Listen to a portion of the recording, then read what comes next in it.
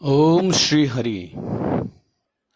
मानव देह पाकर जो भगवत प्राप्ति को अपने जीवन का ध्येय बना लेता है और एकनिष्ठ होकर सदा इस मार्ग पर अग्रसर रहता है, उसी का जीवन सफल है।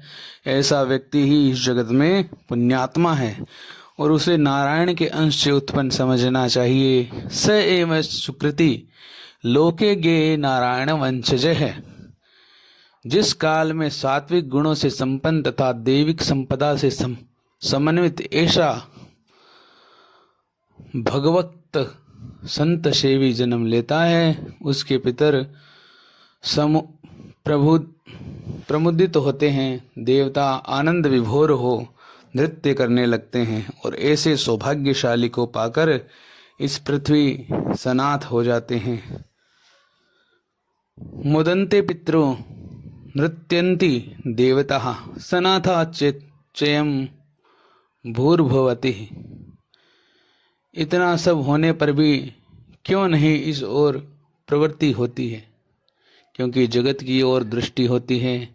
इसके उत्तर में यही कहा जा सकता है कि आज मानव ने जीवन के वास्तविक उद्देश्यों को भुलाकर सुख और दुख की यथार्थ परिभाषाओं को न समझते हुए संसार में सुख खोजने का मन बनाया है।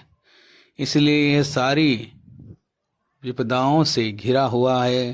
संसार तो दुखालय है और सुख के शाश्वसन निधान है भगवान और उनके प्रेमी भक्तों की उज्जवल गाथाओं, मंगलमय चरित्रों के गान में और उनके द्वारा बताए गए रास्ते पर चलने में ही सच्चे सुख की अनुभूति है।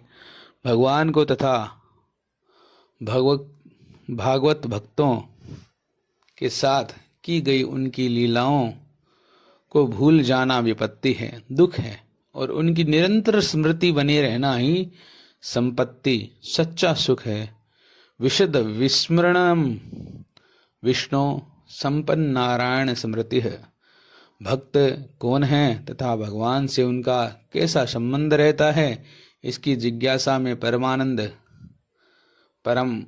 परमाराध्य प्रभु स्वयं कहते हैं कि जो भगवान के चरणा अरविंदों से आधे पल के लिए भी अपना चित्त नहीं हटाता, निरंतर उन चरणों की सनिधि और सेवा में लगा रहता है, उसी का नित्य स्मरण करता रहता है, वही वास्तव में सच्चा भागवत भक्त है।